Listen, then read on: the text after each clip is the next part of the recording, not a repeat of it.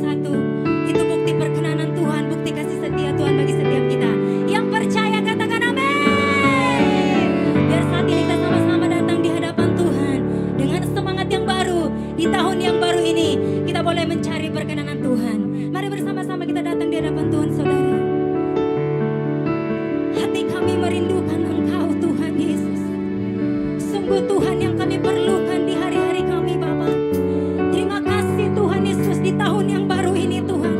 Tuhan masih izinkan kami menikmati segala kebaikan-Mu. Tuhan masih izinkan kami menikmati kemurahan-Mu yang tiada habisnya Tuhan.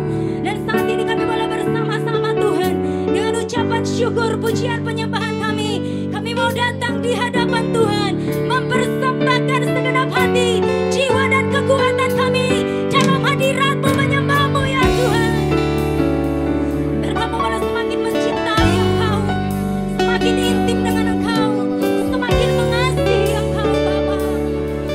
Terima kasih Tuhan Yesus. Seperti rusa yang haus, demikian jiwa kami merindukan Engkau dalam hadirat-Mu Tuhan. Haleluya.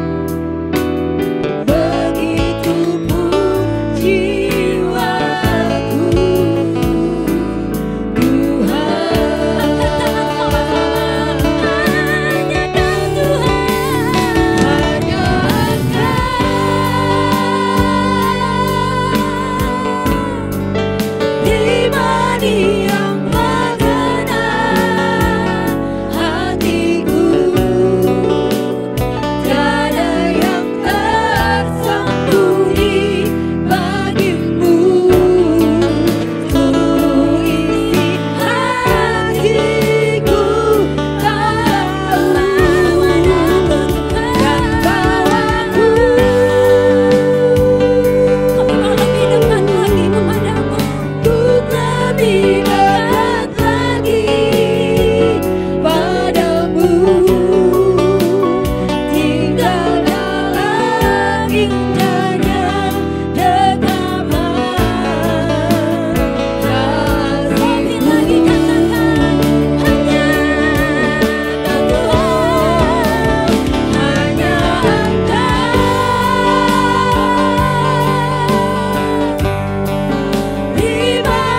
yang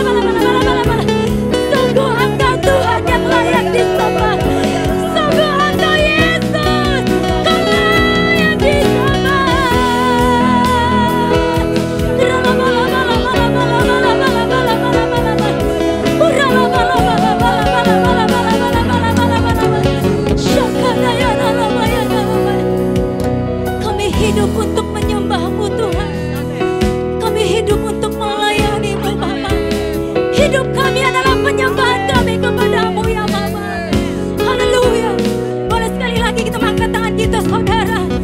Agungkan Tuhan di rumah kita. Agungkan Tuhan di rumah kita. Angkat tangan saudara. Haleluya. Kau yang layak. Kau yang layak. Kau layak disembah di dalam roh dan kebenaran. Yesus, Kau yang layak. Haleluya, haleluya, haleluya. Kau yang layak. Kau layak ditinggikan. Kau layak disembah, ditinggikan untuk selamanya. Boleh sama-sama semua tangan di atas. Dia yang layak. Kau yang layak Tuhan. Kau yang layak. Kau layak disembah. Kau layak disembah di dalam roh dan kebenaran. Dia Yesus layak disembah. Layak. Kau yang layak. Haleluya. Kau layak disembah, ditinggikan untuk selamanya. Boleh lebih lagi. Kau yang layak, layak. Kau yang layak. Dia yang layak selamanya. Kau layak disembah di dalam roh. Haleluya. Dan kebenaran.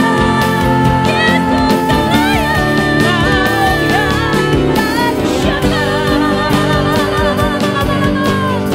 Haleluya. Dia yang layak. Kau layak disembah, ditinggikan untuk selamanya. Haleluya. Sebab Kau layak terima pujian. Sebab Kau layak terima pujian. Sebab Kau layak diagungkan.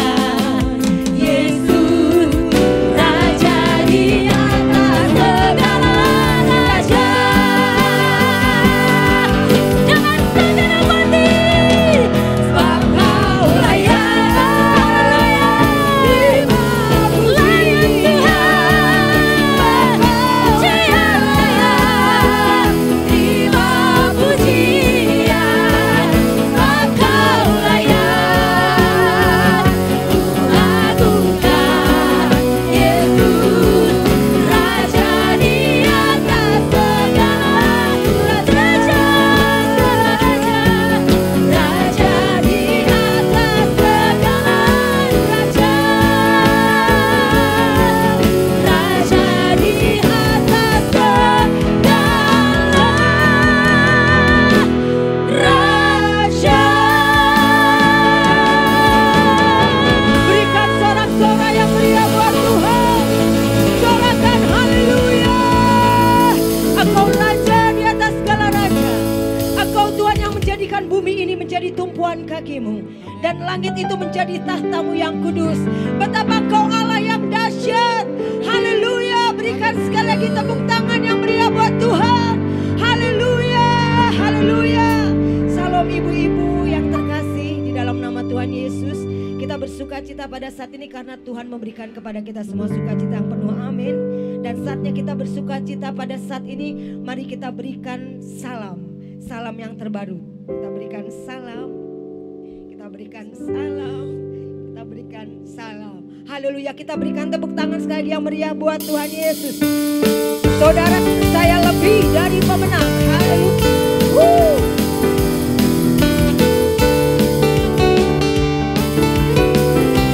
Mari berikan tepuk tangan yang meriah buat Tuhan Yesus. Haleluya. Terima kasih Tuhan, Kau jadikan kami lebih dari pemenang.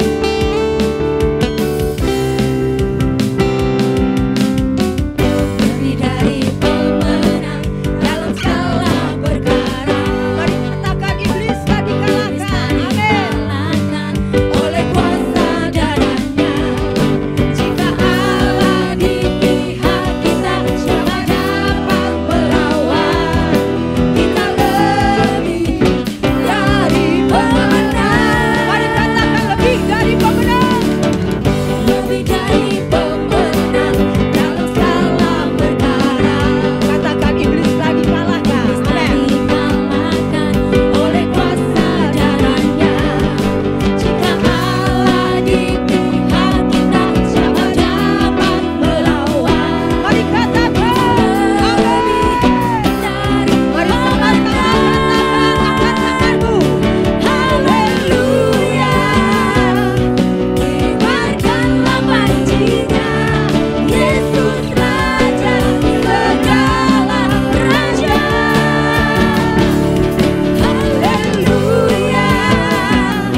Bangkitlah gerejanya, kita lebih dari pemenang. Berikan sorak-sorai yang meriah buat Tuhan. Haleluya. Thank you Lord. Amin. Haleluya. Mari katakan lebih dari pemenang. Lebih dari pemenang dalam segala perkara. Iblis tak dikalahkan oleh kuasa darahnya.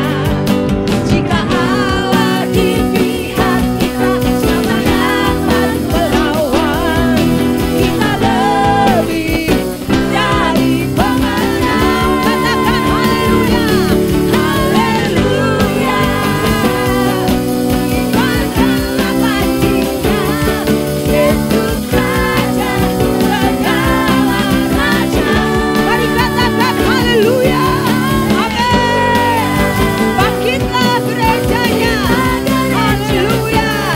Kita lebih dari pemenang. Mari katakan Haleluya. Kibarkanlah pancinya, Yesus Raja segala raja. Mari katakan haleluya. Amin. Bangkitlah gerejanya, kita lebih dari pemenang. Kita lebih dari pemenang. Mari sekali lagi katakan amin.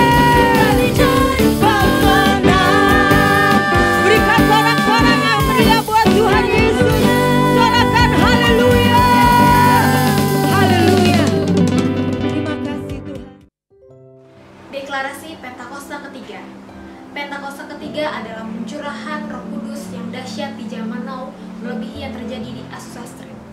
Yang kedua, Pentakosta ketiga akan mengakibatkan penuaian jiwa yang terbesar dan yang terakhir sebelum Tuhan Yesus datang kembali.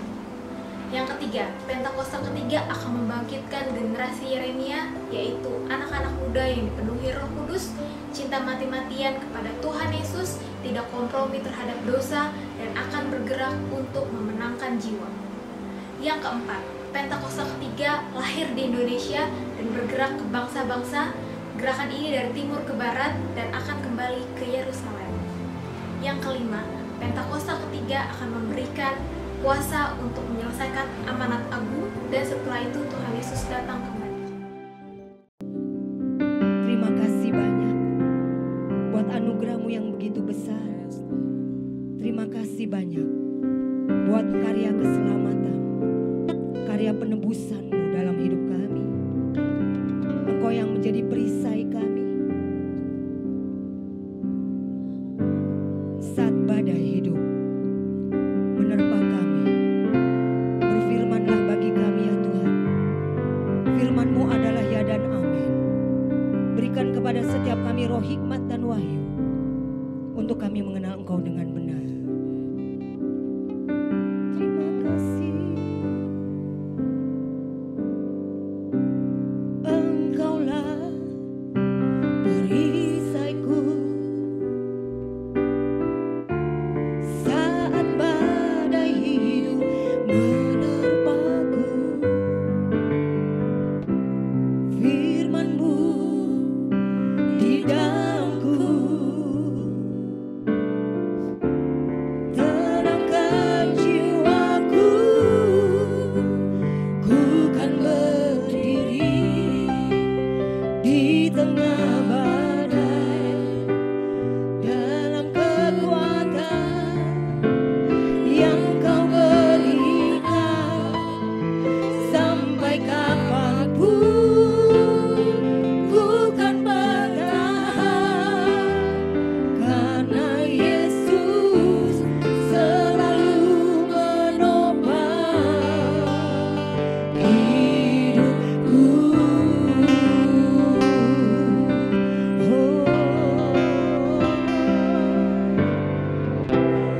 Engkaulah perisaiku saat badai hidup menerpaku. Firman-Mu di dalamku. Amin. Tenangkan jiwaku. Ku kan berdiri di tengah badai dengan kekuatan yang Kau berikan. Sampai kapanpun ku kan bertahan, karena Yesus selalu menopang hidupku. Mari saudara katakan lebih lagi kepada Tuhan. Ku kan berdiri di tengah badai dengan kekuatan yang Kau berikan. Sampai kapanpun ku kan bertahan, karena Yesus selalu menopang. Mari katakan, ku kan berdiri di tengah badai dengan kekuatan yang Kau berikan. Sampai kapanpun ku kan bertahan, karena Yesus selalu menopang. Karena Yesus selalu menopang. Karena Yesus selalu menopang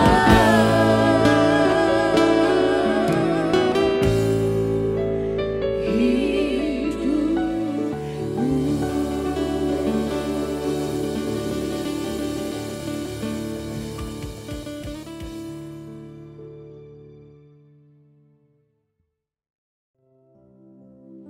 Haleluya, haleluya.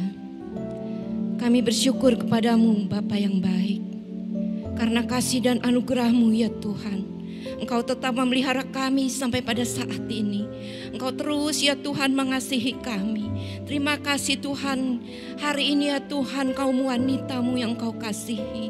Ibu-ibu di WBI Rayon 18 sama-sama beribadah, memuji dan memuliakan Tuhan. Dan saat ini kami mau mendengarkan firman-Mu Bapa. Urapilah kami dengan kuat kuasa-Mu Tuhan, dengan urapan dari tempat yang maha tinggi, biar boleh mengalir ke dalam hati dan pikiran kami masing-masing ya Tuhan. Sehingga firman yang disampaikan pada sore hari ini Tuhan boleh benar-benar menjadi rema dalam kehidupan kami. Terima kasih Bapa yang baik, terima kasih. Kami menyerahkan waktu kami ya Tuhan ke dalam tangan Tuhan. Dalam kuasa-Mu saja ya Bapa. Urapi hamba-Mu, urapi kami semua ya Tuhan, supaya kami boleh lebih lagi mengerti akan kebenaran firman Tuhan. Terima kasih Bapa, terima kasih. Di dalam nama Tuhan Yesus kami berdoa dan mengucap syukur. Haleluya. Amin. Shalom ibu-ibu yang dikasihi oleh Tuhan. WBI Rayon 18 yang luar biasa. Puji Tuhan. Hari ini kita sudah memasuki tahun yang baru, tahun 2021. Salam dari saya, selamat tahun baru. Baik ibu-ibu sekalian, kita sudah lewati tahun 2020, tahun yang begitu banyak tantangan, yang begitu banyak cobaan ya, dalam menghadapi pandemi COVID-19. Tapi puji Tuhan, kalau Tuhan masih meluputkan kita, masih memelihara kita sampai saat ini semua adalah anugerah yang luar biasa. Tahun 2020 juga banyak sekali cobaan. Ketika kami, saya dan suami melayani di Kalimantan, itu terendam dengan air. Luar biasa ibu-ibu. Ya, tapi semua sudah lewat dan kita memasuki tahun 2021. Saya harap ibu-ibu semua penuh dengan semangat dalam tahun yang baru ini. Ya begitulah tahun demi tahun kita lewati, hari demi hari, bulan demi bulan, terus kita lewati bersama dengan Tuhan. Sepertinya roda kehidupan ini akan terus berjalan, sampai pada waktunya nanti kita akan kembali ke rumah Bapa. Nah hari ini ibu-ibu sekalian saya akan menyampaikan firman Tuhan yang saya kasih judul Roda Kehidupan. Kalau kita perhatikan gambar di sini ibu-ibu, ini adalah sebuah roda, ya roda sepeda. Kenapa saya ambil gambar ini ibu-ibu sekalian? Karena di sini terlihat lebih jelas. Kalau saya ambil ban mobil misalnya, itu kurang jelas karena jari-jarinya tidak kelihatan. Tapi ini adalah sebuah roda, yaitu roda sepeda. Kita memperhatikan sebuah roda. Ibarat sebuah roda, orang berkata begini, kehidupan itu ibarat sebuah roda yang sedang berjalan. Kadang ada di atas, kadang ada di bawah. Mungkin ada benarnya hal itu. Tapi hari ini saya tidak akan membahas mengenai hal itu.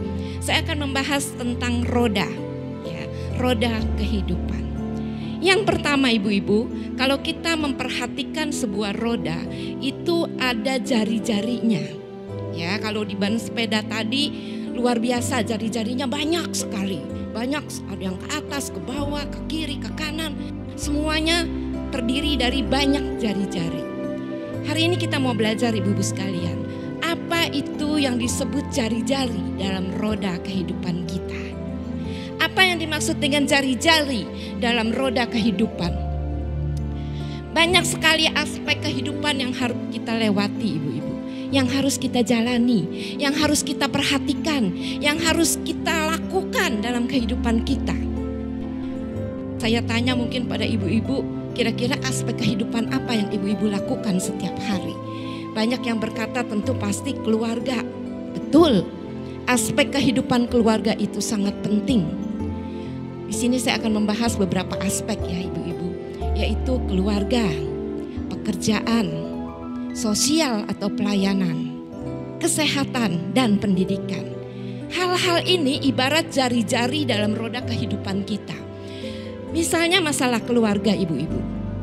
Masalah keluarga itu sangat penting. Ya, firman Tuhan berkata di dalam 1 Timotius 5 ayat ke-8. Tetapi jika ada seorang yang tidak memeliharakan sanak saudaranya, apalagi seisi rumahnya, orang itu murtad dan lebih buruk dari orang yang tidak beriman. Jadi memelihara keluarga ini adalah suatu kewajiban.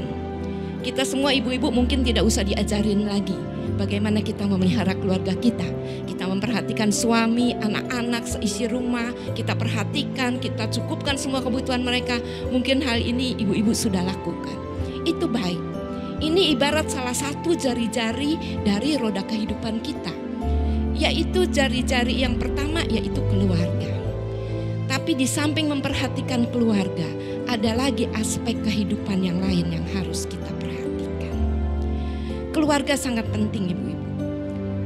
Pernah dengar cerita tentang seorang pendeta lagi khotbah?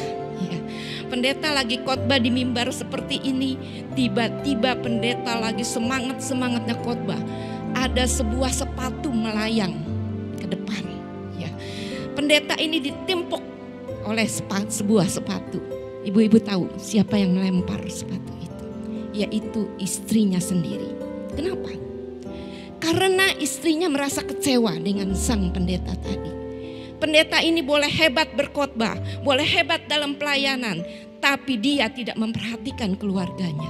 Dia tidak memperhatikan istri dan anak-anaknya. Sehingga sang istri merasa kecewa ketika pendeta itu lagi berkhotbah, dia lempar sepatu ke depan. Inilah salah satu contoh. Boleh kita berhasil di luar mungkin, dalam pekerjaan, dalam pelayanan kita, dalam kehidupan sosial kita. Tapi kalau kita tidak memperhatikan keluarga kita, kita disebut orang yang murtad. Dan lebih buruk dari orang yang tidak beriman. Artinya lebih baik mereka, walaupun mereka tidak punya iman kepada Yesus, tapi mereka memperhatikan keluarganya. Jadi itu aspek kehidupan kita yang pertama, ibarat sebuah jari-jari yang pertama, yaitu tentang keluarga. Berapa banyak kalau kita ke penjara anak-anak remaja, kita tanya, kenapa mereka bisa masuk penjara? Betul mereka melakukan kejahatan, mungkin mereka mencuri, mungkin mereka bahkan membunuh. Tapi kenapa? Apa yang menyebabkan itu semua? Karena mereka kecewa dengan keluarganya. Mereka kecewa dengan ayah dan ibunya. Mereka kecewa dengan seisi rumahnya yang tidak memperhatikan dia. Mereka kecewa ayah dan ibunya begitu sibuk setiap hari sehingga dia tidak mendapatkan kasih sayang. Itu biasanya rata-rata begitu. Anak-anak remaja yang membuat kejahatan itu karena kecewa tidak diperhatikan oleh keluarganya. Jadi ibu-ibu sekalian, aspek kehidupan kita yang pertama yang harus kita perhatikan, yang harus kita layani, yang harus kita lakukan adalah keluarga. Kemudian yang kedua yaitu pekerjaan. Pekerjaan juga penting. 2 Tesalonika 3 ayat 10 berkata begini, kalau orang yang tidak mau bekerja, jangan ia makan. Wih, tajam sekali. Tajam sekali. Orang yang tidak mau bekerja, jangan makan, kata Tuhan. Jadi ini juga sangat penting, khususnya bagi para suami mungkin ya, yang bekerja untuk memenuhi kebutuhan rumah tangga. Kemudian hal yang ketiga yang harus kita lakukan juga yang harus kita perhatikan, yaitu sosial atau pelayanan. Ibu-ibu tidak bisa berkata begini, oh saya mau perhatikan keluarga saya saja, saya mau perhatikan pekerjaan saya saja, saya tidak peduli dengan tetangga saya tidak peduli dengan lingkungan saya tidak peduli dengan teman-teman sepelayanan saya. Tidak bisa ibu-ibu. Semua itu saling berkaitan satu dengan yang lain. Aspek sosial, aspek pelayanan itu juga harus kita perhatikan dan kita lakukan. Ibarat jari-jari yang banyak, memang banyak sekali tugas dan tanggung jawab kita dalam kehidupan ini. Tapi itu semua harus kita lakukan. Dan yang keempat yaitu kesehatan. Zaman-zaman sekarang, masa-masa pandemi ini, masa-masa wabah, masa-masa virus, orang mungkin berkata begini, oh saya mau jaga kesehatan saya. Itu baik, itu sangat baik. Ya, menjaga kesehatan, makan makanan bergizi, istirahat yang cukup, menjaga diri, tidak keluar rumah, tidak kerumunan, itu baik. Tapi apa bisa ibu-ibu berkata begini, karena saya mau jaga kesehatan saya diam saja mengunci diri di rumah. Saya tidak mau keluar-keluar, saya tidak mau ketemu orang, tidak bisa juga. Apalagi yang bekerja di kantor misalnya, seorang karyawan, kalau bos bilang masuk kantor harus masuk. Mau tidak mau harus keluar rumah. Jadi kesehatan harus diperhatikan. Tapi aspek yang lain pun harus dilakukan. Ya, semua sama. Ibarat jari-jari itu semua sama. Semua banyak memang yang harus dilakukan, tapi semua harus. Dan yang terakhir tentang pendidikan. Aspek pendidikan pun sangat penting, ibu-ibu. Ya.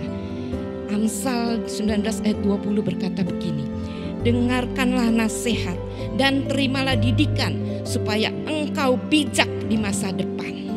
Aspek pendidikan sangat penting, khususnya kepada anak-anak. Di masa-masa sekarang, ketika sekolah harus dijalani dari rumah, anak-anak tidak bisa lagi pergi ke sekolah. Saya dengar di mana-mana, ibu-ibu kerjanya ngomel. Ibu-ibu kerjanya ngomel ketika dia ngajarin anaknya. Ketika dia mendidik anaknya, dia ngasih pelajaran ke anaknya, ngomel saja kerjanya. Kenapa? Langsung marah-marah. Ibu-ibu bilang begini, enak aja itu sekolah.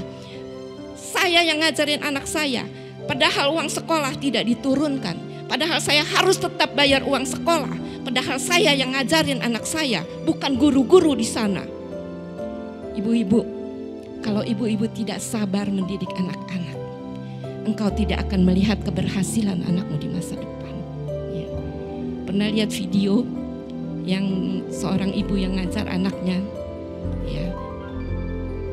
Seorang ibu ngajar anaknya begini, ikutin mama ya, Pancasila anaknya, Pancasila. Satu, ketuhanan yang Maha Esa, Satu, ketuhanan yang Maha Esa. Anaknya bilang, satu, kehutanan yang Maha Esa. Kedua kali ibu itu mengulangi dengan nada yang lebih tinggi. Ketiga kali diulangi dengan nada yang lebih tinggi. Dan akhirnya sang ibu berkata begini, mana sapu lidi, sini. Dengan marah-marah dia hajar anaknya. Bagaimana dengan kita ibu-ibu? Ketika masa-masa sekarang, kita tidak bisa menyalahkan siapa-siapa. Kita tidak bisa menyalahkan sekolah. Kita tidak bisa menyalahkan ibu guru. Kalaupun anak kita susah untuk terima didikan, kalaupun anak kita susah untuk diajar, tapi itu sudah menjadi kewajiban yang harus kita lakukan. Perhatikan aspek pendidikan ibu-ibu.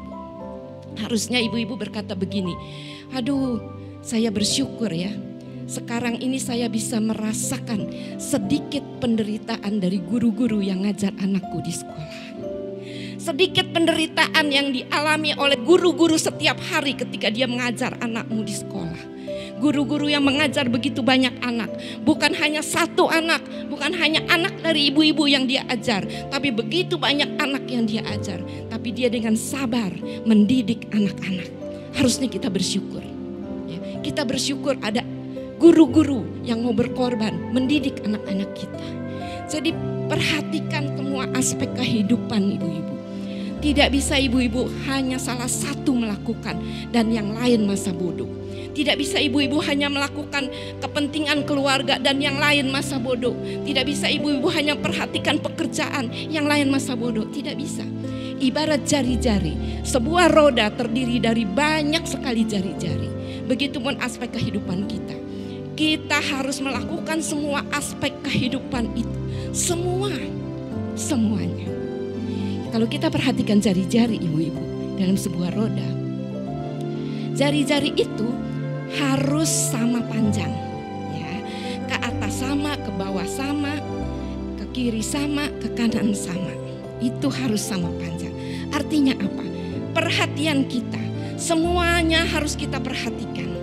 Sama, perhatian kita harus kita perhatikan dengan sama.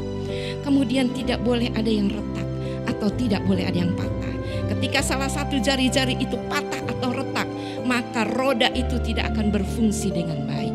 Ketika jari-jari itu salah satu menjadi bengkok misalnya, maka roda itu tidak akan bisa berjalan dengan baik lagi. Ya itulah yang pertama ibu-ibu dari roda kehidupan, yaitu tentang jari-jari. Jadi jari-jari adalah semua aspek kehidupan yang harus kita lakukan, yang harus kita lewati, yang harus kita jalani terus dengan tekun. Itu jari-jari. Kemudian ketika jari-jari itu sudah terdiri dari banyak begitu, sudah dirakit ya, sudah dibentuk, kemudian jari-jari ini harus diikat. harus ada penutupnya yang membentuk sebuah lingkaran sehingga dia menjadi suatu roda. Jari-jari ini semuanya harus diikat, dan setelah diikat dibentuk suatu lingkaran, dia harus ditutup oleh sesuatu yang lembut. Apa itu? Yaitu karet. Nah, kalau sebuah roda atau sebuah ban itu harus ditutup oleh sesuatu yang sifatnya lembut, yaitu karet. Buat apa? Supaya ban itu bisa berjalannya dengan baik, dengan enak. Ya, kalau tidak ditutup dengan sesuatu yang lembut, maka jalannya akan sangat tidak enak. Kruduk begitu barangkali. Ya, jadi sebuah ban itu, jari-jari tadi, aspek-aspek kehidupan itu harus kita tutup, harus kita ikat satu dengan yang lain, yaitu diikat supaya semuanya menjadi satu kesatuan dan supaya menjadi sempurna. Apa itu yang mengikat dari jari-jari? Apa itu yang mengikat roda kehidupan kita? Kita lihat ayatnya, Kolose 3 ayat 14. Kolose 3 ayat 14. Dan di atas semuanya itu kenakanlah kasih. Kenakanlah kasih sebagai pengikat yang mempersatukan dan menyempurnakan.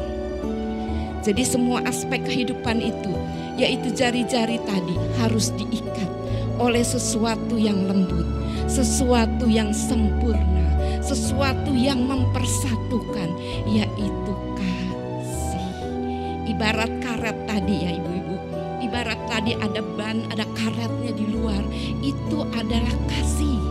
Supaya apa? Supaya roda kehidupan kita itu menjadi sempurna, menjadi satu kesatuan, dan bisa berjalan dengan baik, dengan lembut, karena ada ban karet yang menutup, yaitu kasih. Kenakanlah kasih dalam hidup. Taruhlah kasih itu dalam hatimu. Taruhlah kasih itu dalam kehidupanmu setiap hari. Kalau engkau tidak punya kasih dalam hidup, maka roda kehidupanmu akan berjalan dengan kasar, dengan tidak enak, dengan geradek-geruduk, dengan kasar sekali. Kalau engkau tidak punya kasih dalam hatimu, maka roda kehidupanmu, engkau menjalani kehidupan ini dengan begitu tidak enak, dengan begitu tidak ada damai sejahtera. Engkau akan jalani dengan kasar. Ketika ada orang yang bersalah kepadamu, engkau tidak bisa mengampuni. Ketika ada orang yang berbuat sesuatu yang tidak enak di matamu atau di hatimu, engkau tidak bisa memaafkan dia. Kalau tidak ada kasih, hidupmu akan berjalan dengan tidak enak, dengan kasar. Tapi ketika ada kasih di dalam hatimu, ketika aspek-aspek kehidupanmu diikat oleh sesuatu yang lembut, oleh sesuatu yang sempurna, yaitu kasih, maka ada damai sejahtera. Maka engkau akan bisa menjalani roda kehidupan ini dengan begitu enak, dengan begitu lembut, jalannya baik, ya, tidak geradak-geruduk, tidak kasar jalannya, tapi akan berjalan dengan indah, dengan lembut. Kita akan belajar bersama tentang kasih, Bapak Ibu. Tuhan menginginkan ada kasih dalam hidup kita. Ada kasih dalam hidupmu yang kau taruh setiap hari sehingga roda itu bisa berjalan dengan baik. Kita belajar tentang kasih. Dalam bahasa Indonesia semua sama, yaitu kasih. Atau dalam bahasa Inggrisnya love. Kalau anak muda sekarang bilang lope, ya. Itu kita saat ini akan belajar tentang kasih. Sebetulnya kasih dalam bahasa asli itu ada bermacam-macam. Kalau dalam bahasa asli Alkitab kita, itu yang diterjemahkan dalam bahasa Indonesia kasih itu ada macam-macam. Ada 4 tingkatan kasih. Yang pertama yaitu eros. Apa itu? Eros yaitu kasih yang didasari oleh hawa nafsu. Biasanya terjadi ketika orang sedang berpacaran. Ketika seorang pemuda mendekati seorang gadis, mereka ada rasa kasih. Dia bilang kepada kekasihnya, "Aku begitu mengasihimu, aku begitu sayang kepadamu." tapi itu adalah kasih yang dilandasi oleh hawa nafsu. Terbukti ketika sudah menikah, apakah dia tetap mengasihi atau tidak? Itu kasih tingkatan yang paling rendah, yaitu eros, kasih yang didasari oleh hawa nafsu. Kemudian hal yang kedua tentang kasih yang tingkatannya lebih atas sedikit daripada eros, yaitu storge. Apa itu storge? Storge yaitu kasih di antara saudara sekandung, ya, dengan orang yang ada hubungan darah dengan kita, itu kasih. Misalnya adik mengasihi kakak, ya, anak mengasihi orang tua, mengasihi saudara, mengasihi paman, mengasihi dan lain-lain, mengasihi family, itu masih ada hubungan darah. Itu yang disebut storge. Jadi kasih di atas eros adalah storge, yaitu kasih berdasarkan hubungan darah. Kemudian tingkatan yang lebih tinggi yaitu filia. Apa itu? Kasih yang disebut filia ini adalah kasih antar sesama manusia. Kasih antar teman, antar rekan kerja, antar tetangga, antar pokoknya sesama manusia. Itu yang disebut filia. Kasih filia sebetulnya sudah baik, Bapak Ibu. Artinya sudah peduli dengan orang lain, sudah mulai mengasihi orang lain. Dan Bapak Ibu tahu, Ibu-ibu tahu, biasanya kasih manusia mentok sampai di nomor 3, yaitu di filia. Memang sudah bagus, tingkatannya sudah lebih meningkat, tapi biasanya kasih manusia mentok sampai di sini. Dan ada satu kasih lagi yang disebut agape. Apa itu kasih agape? Kasih agape adalah kasih Allah kepada manusia. Kasih yang tidak menuntut pembalasan, kasih yang mau berkorban, kasih yang rela menyerahkan dirinya untuk manusia, mengorbankan seluruh dirinya, bahkan dia mati di kayu salib untuk manusia. Itu adalah kasih agape, kasih yang paling tinggi sifatnya. Itu kasih agape. Jadi tentang kasih ini, Tuhan inginkan dalam hati kita pun kita taruh kasih dan kita tingkatkan kasih itu. Ya. Saya ingat suatu kisah ibu-ibu sekalian, ketika Tuhan Yesus bertanya kepada Simon Petrus. Suatu saat Tuhan Yesus bertanya kepada Simon Petrus begini, Simon Petrus, apakah engkau mengasihi aku? Simon Petrus menjawab, ya Tuhan, aku mengasihimu. Tuhan tidak diam, tidak langsung diam, tapi dia bertanya untuk kedua kalinya. Simon Petrus, apakah engkau mengasihi aku? Simon Petrus berkata, iya Tuhan, aku mengasihi engkau. Tuhan Yesus tidak diam. 3 kali dia bertanya lagi. 3 kalinya Tuhan Yesus bertanya lagi, Simon Petrus, apakah engkau mengasihi aku? Kemudian Simon Petrus menjawab begini, ya Tuhan, engkau tahu segala sesuatu. Engkau tahu apa yang ada di dalam hatiku ini. Engkau tahu ya Tuhan bahwa aku mengasihi engkau. Ibu-ibu tahu kenapa sampai 3 kali Tuhan bertanya kepada Simon Petrus? Kalau di bahasa asli ibu-ibu, itu Tuhan Yesus memakai kata-katanya beda. Pertama kali Tuhan Yesus memakai kata agape. Simon Petrus, apakah engkau agape terhadap aku? Simon Petrus menjawab, ya Tuhan, aku filia terhadap engkau. Jadi ada bedanya. Ya. Ada bedanya antara pertanyaan Tuhan Yesus dengan jawaban Simon Petrus. Ya, ketika ditanya pakai agape, Simon Petrus menjawab pakai filia. Kemudian Tuhan bertanya lagi kedua kalinya, Simon Petrus, apakah engkau agape terhadap aku? Simon Petrus menjawab, iya Tuhan, aku filia terhadap engkau. Jadi tetap ada perbedaan. Tuhan Yesus menginginkan kasih yang lebih dari Simon Petrus. Tuhan Yesus ingin Simon Petrus menyatakan kasih yang lebih kepada dirinya. Tapi Simon Petrus tidak sanggup. Sebagai manusia, Simon Petrus tidak sanggup untuk agape terhadap Tuhan. Akhirnya yang ketiga kali Tuhan Yesus bertanya, Simon Petrus, apakah engkau filia terhadap aku? Disitulah Simon Petrus menangis. Tuhan mengerti keadaannya. Tuhan mengerti keadaan manusia. Kemudian Simon Petrus berkata, "Ya Tuhan." Dia menangis sejadi-jadinya. "Engkau tahu apa yang ada di dalam hatiku. Engkau tahu apa yang ada di dalam hatiku. Aku mengasihi engkau." Kemudian Tuhan berkata, "Kalau begitu gembalakanlah domba-dombaku."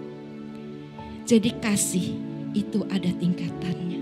Dan Tuhan menginginkan dalam hidup kita, dalam hati kita, ada kasih yang semakin hari semakin meningkat.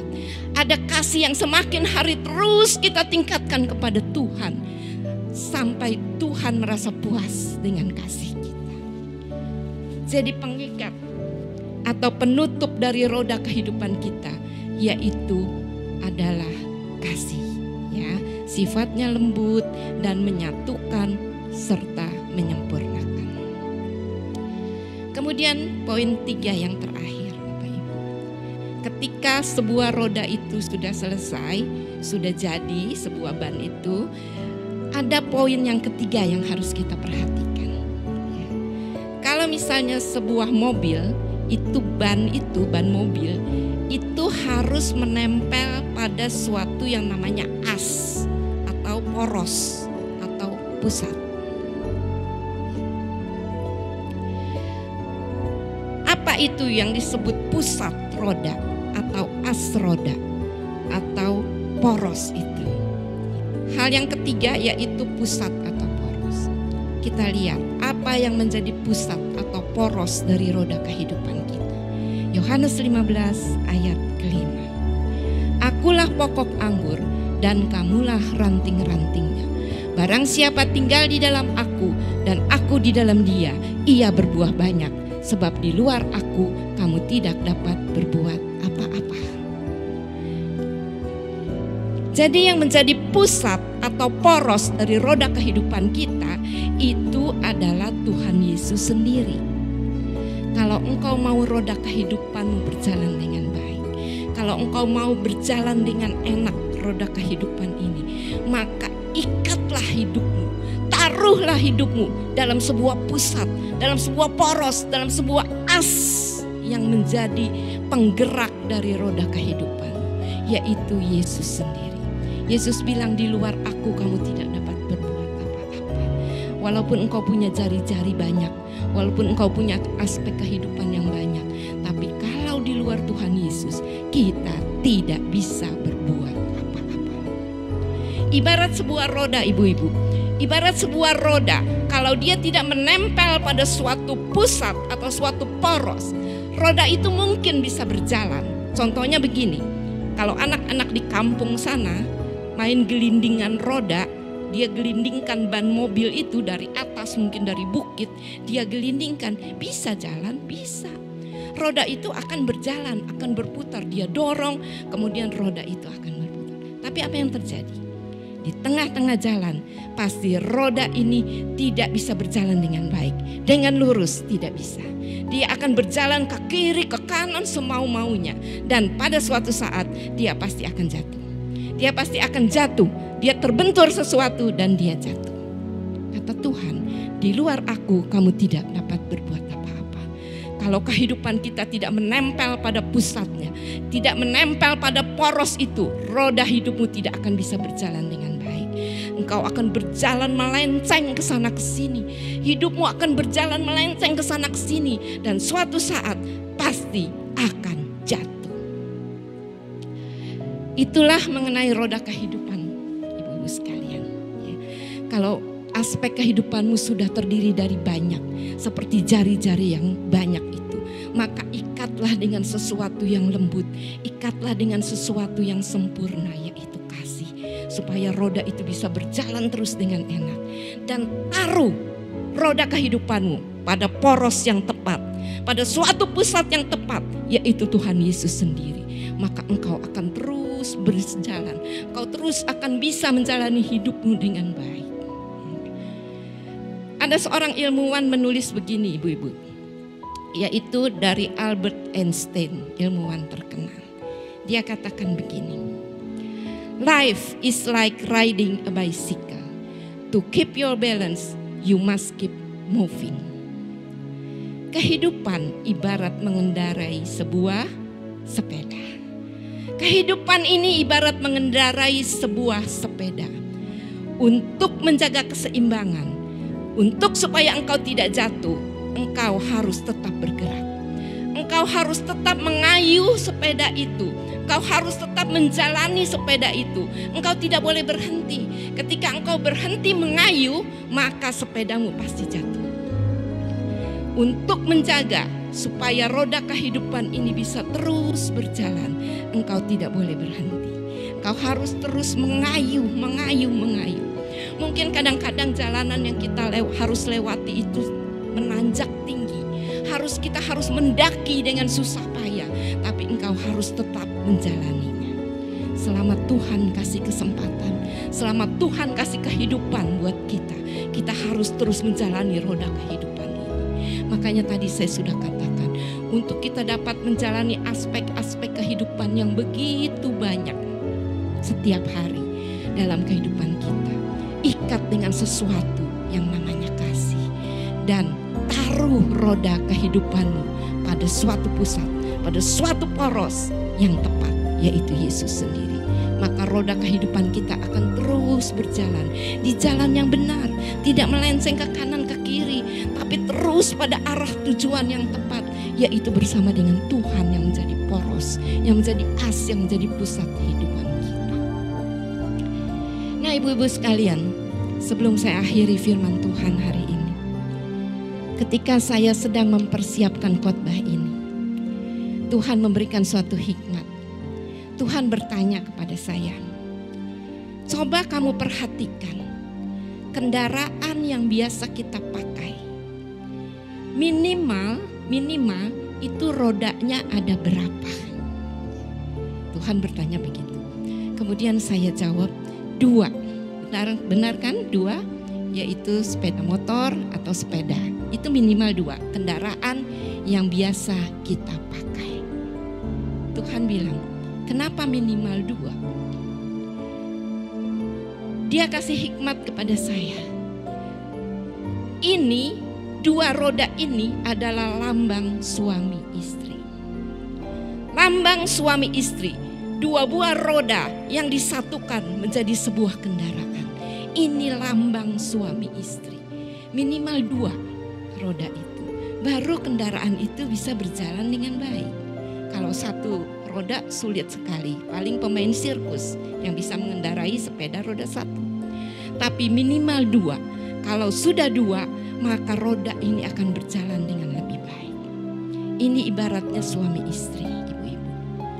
Kalau kita sudah punya suami, kalau kita sudah punya pasangan, maka kita harus berjalan bersama-sama. Tidak bisa kalau sebuah sepeda itu roda depan berjalan cepat, roda belakang berjalannya lambat. Atau roda depan mau ke kanan, roda belakang mau ke kiri. Tidak akan bisa. Tapi suami istri, kalau engkau sudah punya pasangan, kalau engkau sudah punya suami, maka engkau harus berjalan bersama-sama. Sama-sama. Kalau satu mau ke kanan, yang lain ikut ke kanan. Satu mau ke kiri, yang lain ikut ke kiri. Tentu pastinya suami adalah kepala keluarga. Jadi harap ibu-ibu mengerti hal ini. Minimal 2 roda, supaya kendaraan ini bisa berjalan dengan baik. Nah, sesudah menikah ada 2 roda, punya anak 1. Ya, punya anak 1. Sekarang jadi 3 roda dalam keluarga ini. Ya, 3 roda dalam keluarga ini. Ibaratnya tadinya sepeda motor, sekarang sudah jadi bajai. Ya, ibu-ibu, sekarang sudah jadi bajai yang rodanya 3. Ya paling tidak kehujanan. Ya paling tidak kepanasan. Ya karena bajai ada atapnya.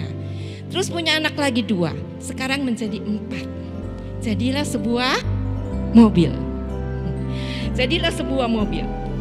Harusnya sebuah keluarga ini harusnya berjalan makin mantap.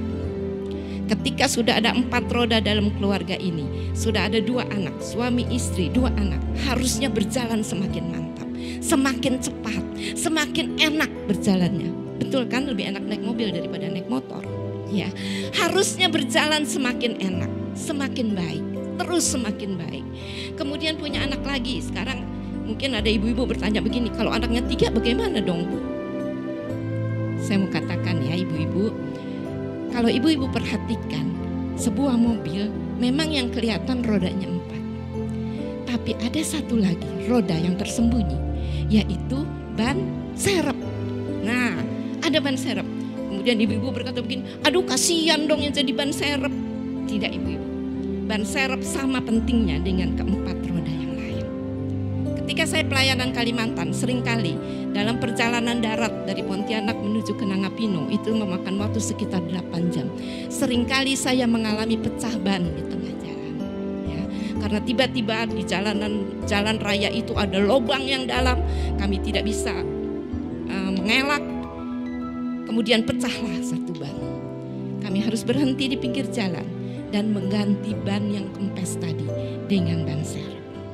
Bayangkan kalau tidak ada ban serep. Kalau tidak ada ban serep ban yang kelima itu, kami tidak bisa sampai ke tempat tujuan. Apalagi itu di tengah hutan, apalagi itu sepi, tidak ada tempat tambal ban, tidak ada. Tapi begitu pentingnya ada ban serep. Jadi semua sama penting. Kalau anaknya sudah 3, artinya sekarang sudah ada 5 dalam kehidupan rumah tangga itu. Kemudian tambah anak satu lagi.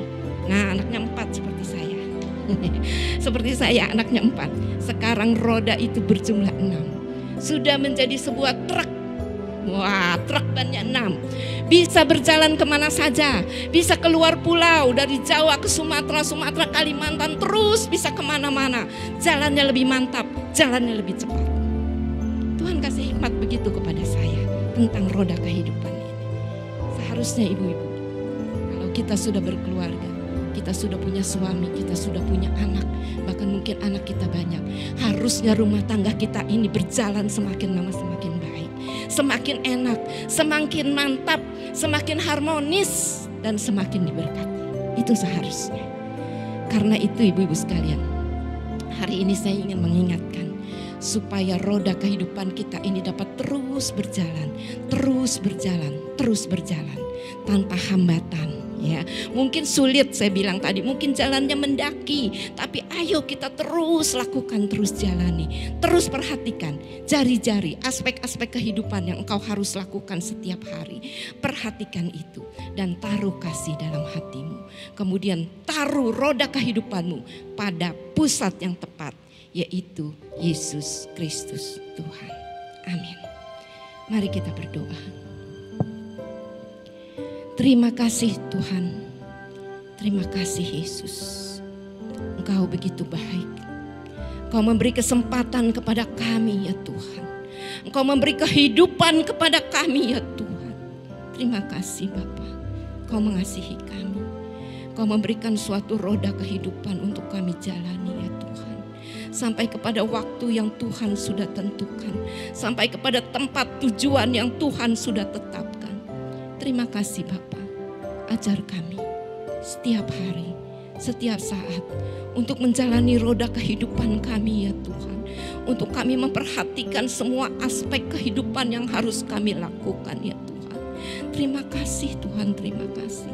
Kau terus memberi kesempatan pada kami supaya kami dapat berjalan dengan baik bersama Tuhan. Roda kehidupan kami dapat berjalan dengan baik terus bersama Tuhan. Maka kami harus menaruh sesuatu yang lembut dalam hati kami. Kami harus menaruh kasih itu dalam hati kami ya Tuhan. Supaya kami dapat melakukannya dengan penuh lemah lembut juga. Seperti Engkau memberi contoh kepada kami. Dalam kami melakukan semua aspek-aspek kehidupan yang harus kami lakukan setiap hari Tuhan. Kami dapat melakukannya dengan penuh kasih. Kami dapat melakukannya dengan kelemah lembutan yang Engkau ajarkan kepada kami. Terima kasih Tuhan. Ajar kami ya Tuhan, kaum wanita-Mu, untuk boleh lagi lebih mengerti menjalani kehidupan ini bersama-sama dengan Engkau, Yesus yang menjadi pusat kehidupan kami. Terima kasih Bapa, terima kasih. Hamba-Mu selesai bicara, biar Roh Kudus terus menerangi hati dan pikiran kami, dan firman Tuhan hari ini boleh menjadi kekuatan yang baru dalam hidup kami. Terpuji-pujilah nama-Mu Tuhan, segala hormat, segala kemuliaan hanya bagi Engkau Yesus Tuhan kami. Haleluya. Amin.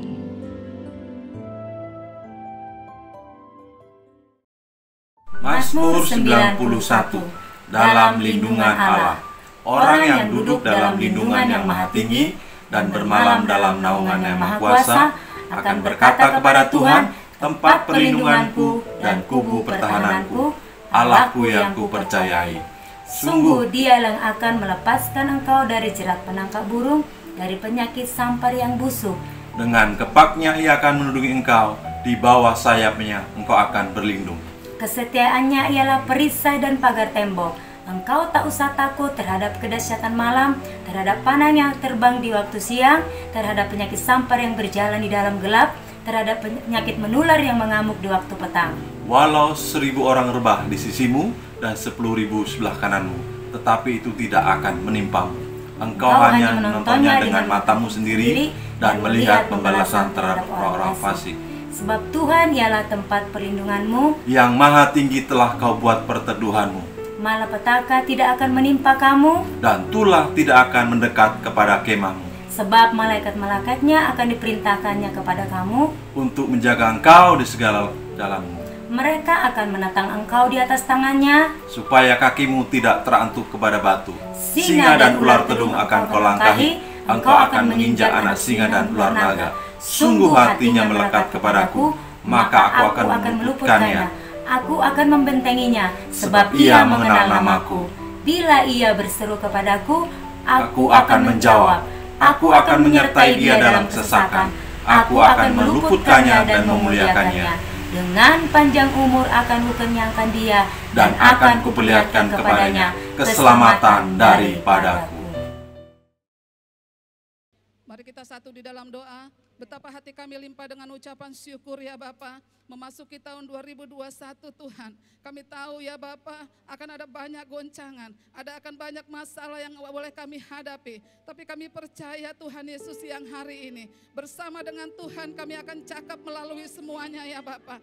Bersama dengan Tuhan kami akan bisa melaluinya ya Bapa. Bahkan Tuhan Yesus yang hari ini kami berdoa bersama dengan ibu-ibu Tuhan Yesus rayon 18 di tempat ini Tuhan, yang ada di rumah-rumah sekalipun Tuhan. Kami berdoa Tuhan Yesus, menopang Tuhan setiap ibu-ibu Tuhan Yesus. Biarlah semuanya Tuhan Yesus kami kaum ibu Tuhan boleh menopang keluarga kami ya Bapa. Diberkatilah setiap kami Tuhan Yesus kaum ibu yang ada di rayon 18. Secara khusus kami berdoa Tuhan siang hari ini untuk Bapak Gembala Pembina kami Tuhan Yesus, Bapak Insinyur Niko bersama dengan keempat wakilnya. Diberkatilah mereka semua dalam pelayanannya Tuhan. Terima kasih Tuhan, kami berdoa juga Tuhan buat Bapak Gembala kami Pak Andi Markus bersama dengan Ibu Tuhan. Terima kasih Tuhan Yesus bersama dengan keempat wakilnya juga Tuhan. Engkau berkati Tuhan berlimpah-limpah untuk mereka ya Bapak. Bahkan kami mau berdoa buat Gembala cabang Ranting Tuhan Yesus yang ada di rayon 18 Tuhan. Terima kasih Tuhan, biarkan kami terus boleh bersatu menopang Tuhan setiap pelayanan kami di rayon 18 khususnya ya Bapak. Terima kasih, kami bawa juga Tuhan Yesus saat ini bangsa dan negara kami ke dalam tangan Tuhan. Kami berdoa Tuhan Yesus buat kondisi yang boleh ada Tuhan. Kami putuskan mata rantai Tuhan untuk penyebaran COVID-19 di dalam nama Yesus. Biar kami semua umat-umat Tuhan, bangsa-Mu Tuhan, boleh tetap sehat, boleh tetap kuat di dalam Tuhan. Goncangan ekonomi yang boleh terjadi juga Tuhan segera pulihkan ya Bapa. Terima kasih banyak Tuhan, terima kasih banyak. Kami mau berdoa buat setiap anak-anak kami yang sedang Tuhan Yesus mengikuti ujian, yang bersekolah Tuhan. Oh Tuhan Yesus, kami berdoa juga Tuhan buat setiap anak-anak kami yang merindukan jodoh, merindukan pekerjaan Tuhan. Diberkatilah setiap usaha mereka, diberkatilah setiap apa yang mereka doakan Bapa. Terima kasih Tuhan, terima kasih. Kami percayakan Tuhan seluruh kehidupan kami Tuhan, memasuki tahun 2021 ini Tuhan bersama dengan Engkau Tuhan. Kami serahkan Tuhan Yesus kehidupan kami hari ini sampai selama-lamanya ke dalam tangan pengasihan-Mu. Di dalam nama Yesus. Ibu-ibu yang kasih, marilah kita angkat tangan kita, arahkan hati kita kepada Tuhan. Kiranya berkat dari Allah Bapa, cinta kasih daripada Yesus Kristus Tuhan kita, dan persekutuan yang manis dengan Roh Kudus menyertai ibu-ibu sekalian mulai hari ini dan bahkan sampai selama-lamanya. Dalam nama Yesus, haleluya, amin.